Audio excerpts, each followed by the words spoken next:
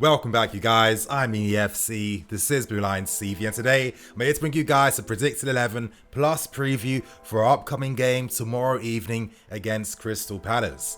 If you like today's video, then smash that like button. I want to get over 2,000 likes for today's video, and without wasting any more time, we get straight into things, starting with the press conference so we can learn Lampard's thoughts, his insights for that upcoming game tomorrow evening. Lamps revealed that Kante and Kovacic won't be taking any part in tomorrow's game. In the case of Kante, it seems like he is 1 week away from making his return back to the team, and in the case of Kovacic, it seems like currently he has recovered from his injury. However, he isn't fully match fit at this point in time. Now, Lampard also revealed the fate of Tomori, and unfortunately at this point in time, Tomori has picked up another small setback. So I'm starting to get the impression that we might not see him this entire restart, and most likely might see him during the buying game or for games next season. We do move on. Lampard was asked about Manchester United and the pressure they're putting us under, currently being 2 points behind us. Now, I thought it was quite interesting how Lampard did answer this, because he basically revealed that right now we are feeling that pressure. Right now, we understand that any slip up could potentially cost us. And for me, this is a healthy pressure, a competitive pressure that the players and the team will naturally have to adapt to and have to accept. When you're a top 4 team, where you have missions to accomplish every single season, there's constantly pressure you're playing with. So it's good to know that the team aren't really being fazed by this, and let's see what happens in that game tomorrow. Lampard then spoke about Loftus-Cheek, and he mentioned that Loftus has barely played any games this entire year. Before the suspension period, the club was struggling to find teams to play against, so he could get those minutes, those crucial minutes he needs to get his match sharpness and his fitness back. Lampard did state that if you want to see the fully fit and fully firing Loftus-Cheek, you might not see that until next season, and in that case it does make a ton of sense, because right now Ruben just has to build that momentum, he has to build that fitness, that match sharpness, he has to get a feel of things back on the field too, and it seems like that's going to take time. So the last thing Ruben wants to do is jeopardize any injuries. He wants to get through this, get those minutes accumulated, get that sharpness back, that fitness back, end the season well, and start the next season with a new vigor and new mentality. So that's exciting to hear for me personally. And to end with the press conference, Frank set a challenge for Hudson-Odoi to get back into the team. Right now he has an on-fire Pulisic and Willian, who are scoring goals for fun, creating decisive moments for the team, and naturally both these players deserve their spot in the first team. Frank implied that if Hudson wants to play first team minutes, he has to show the same form that Pulisic and Willian are currently showing. So it's up to Hudson-Odoi to rise to the challenge and get his spot in the team. And to end things, Jorginho was brought up in this presser. Lampard gave a very cryptic answer. He never revealed if Jorginho would start in the game tomorrow. We know that at this point in time, there's no Kante, there's no Kova. The midfield is looking a bit light. There aren't too many options. But when you really think about things, is Lampard really going to reveal one of the first players in the team for tomorrow? I don't think so. It's the Premier League, we're playing in a crucial part of the season too. You're not going to give any advantage to your opposition teams. It's not going to happen. And to give my subjective personal opinion, I do feel like we might see Jorginho come off the bench. I think that he would be the best option to do so, where right now we only have a few midfield players available. So they're my thoughts and opinions. That was a press conference. We now move on to the big part for today's video, and that's the predicted 11 for tomorrow's game. Without wasting any more time, we start with the first player, and I have Olivier Giroud playing up front. Now, I think it's fairly obvious that Giroud keeps his place after a very good performance in that win against Watford. Giroud's physical presence, his ability to take defenders out of the game by Giroud dropping deeper, making the defenders follow him, creates that space in behind, which we're seeing guys like your Ross Barkley's, your Mason Mounts, your Pulisic run into and really take full advantage of that. So right now for the team, he is doing a great job for us. And we can't forget too, most importantly, he gives us that physical presence we need when it comes to defending set pieces. And against a physical, strong Crystal Palace team that are going to look forward to creating set piece opportunities against us, we need to have a strong physical team to rise to that occasion. So for me, Giroud has to start in tomorrow's game. We now move on to the left hand side, and of course Pulisic is a dead cert for this team. Now, he's been one of the best players during this pre-start. I've loved to see the development in his game. A lot of things that I was criticizing him for earlier this season, I'm not seeing anymore. And I knew that with his mentality, because I've heard so many things about him being a dedicated professional that really wants to be the very best player he possibly can. He's not going to be fazed by that. He's going to rise to that. He knows that he has work to do and he's willing to put that work in. The way he's carrying the ball now, the way he's dribbling past opponents, this is what I wanted to see from Christian from the start. He's now winning those crucial fouls, he's winning those penalties that he wasn't doing earlier too, and he's actually running with the ball more and completing more of his successful dribbles. So right now, Christian really is on fire, and for me, I feel like the player's just developed and has become even better to when we originally signed him at the start of the season. So keep it up, Christian, great work. And to move on to the right hand side, I have Willian playing down there and keeping his place in the team. Willian, for me, as I keep stressing, he does have an opportunity to potentially be nominated for the Player of the Season awards. Willian has been one of the most consistent first team players this season. He's been scoring goals like fun since the restarts come. And for me, I feel like he is deserving of a new contract if him and the club do find and reach an agreement.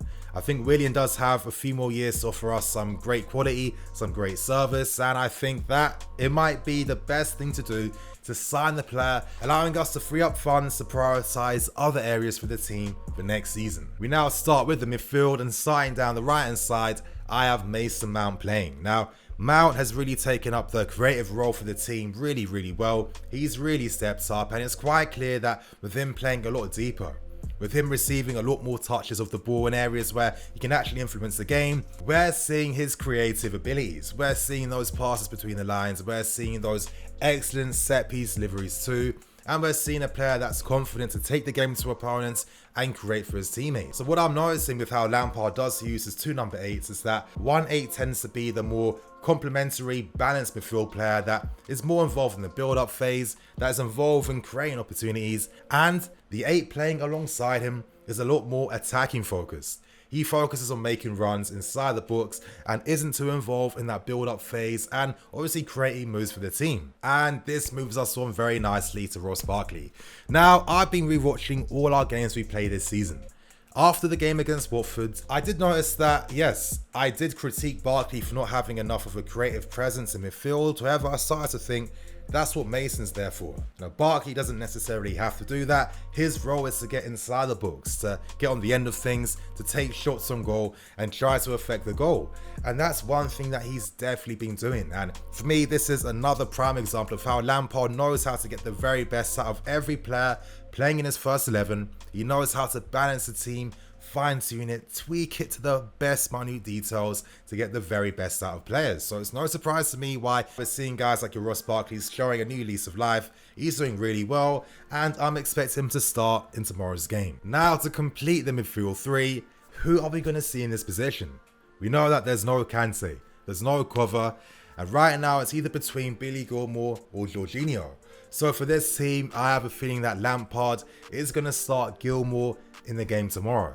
Now, just because Gilmour starts the game doesn't really mean anything, but the reason why I think Lampard is going to go for Gilmour is that last time we used the same midfield 3 of these guys, we beat Everton and we beat Liverpool. We could see how they all complemented each other's game, and I think Gilmour right now just needs a bit more substantial game time to really get his match sharpness back to how it was.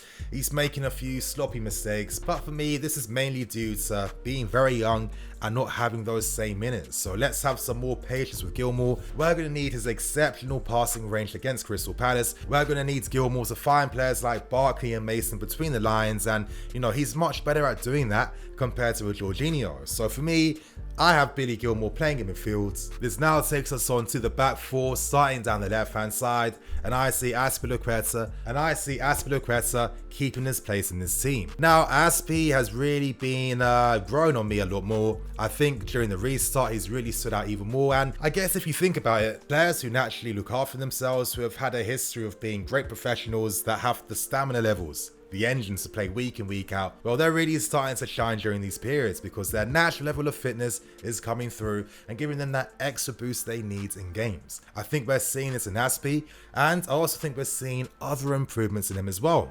I like how he's playing those cute cutback passes inside the box. As we see down that left hand side, I feel like Aspie's timing of the run to enter those areas to be the option for the cutback is getting better and better. We're starting to see his creative influence even more. He's clocking up a lot of assists for us as this season is going on. And I feel like Aspie now provides something in the final third. So it's been great to see. And I think with how he complements and allows your Pulisic and your other guys to just bomb forward and get inside the box, he provides a great platform for this team. We now move on to the centre backs, and I'm going to review both of them together.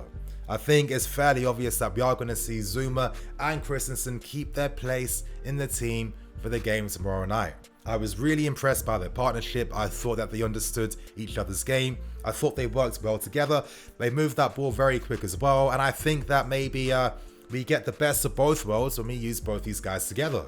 For example, Christensen's ability to step into midfield and maybe kickstart more moves than Zuma is helped by the fact that Zuma can make those cover runs in behind, win those important aerial duels, and interceptions from behind as well. So I hope they have a great performance tomorrow. I really mean this because I still think that they could potentially have a future playing together. Christensen and Zuma, if they can work, if they can get that partnership right, they could be very important for us going into the future. And you guys, to end things with a back four, I have Reece James playing down the right hand side. Now, one thing that I've said already, and I feel like I'm going to have to constantly stress as this restart does continue, is that teams now are trying to stop us playing down that right hand side. If you look at the stats, you see that we focus most of our attacks down that right hand side. So naturally, if you're an opposition team trying to get an advantage against us, you want to limit what we do down that right hand side. So this means that Reece can't bomb forward as much as he wants to, but this doesn't mean that he isn't playing as well. Yeah, he might be involved more defensively now, which is a good thing because he is a great defender one-on-one. But we're also seeing the intelligence that Reece has.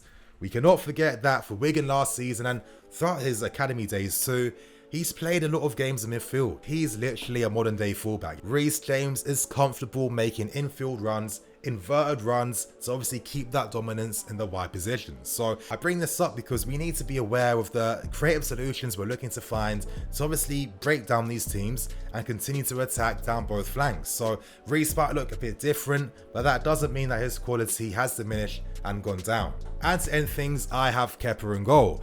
The impression I get now is that Lampard really wants Kepa to really get back to his full confidence and to show him something. You know, last game against Watford, there was an opportunity for Caballero to start that game after Kepa's poor performance against West Ham. The fact that Lampard kept him in the team tells me that he's thinking long term. He really wants to give Kepa a fair opportunity to maintain his place in the team, and credit to Lampard for that.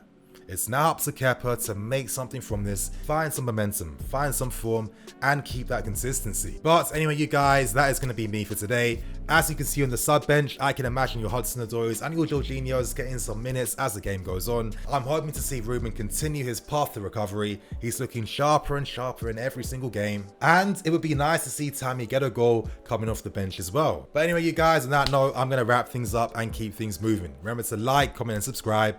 I'm EFC, this is Blue Lions TV. I'll see you guys later with some more videos.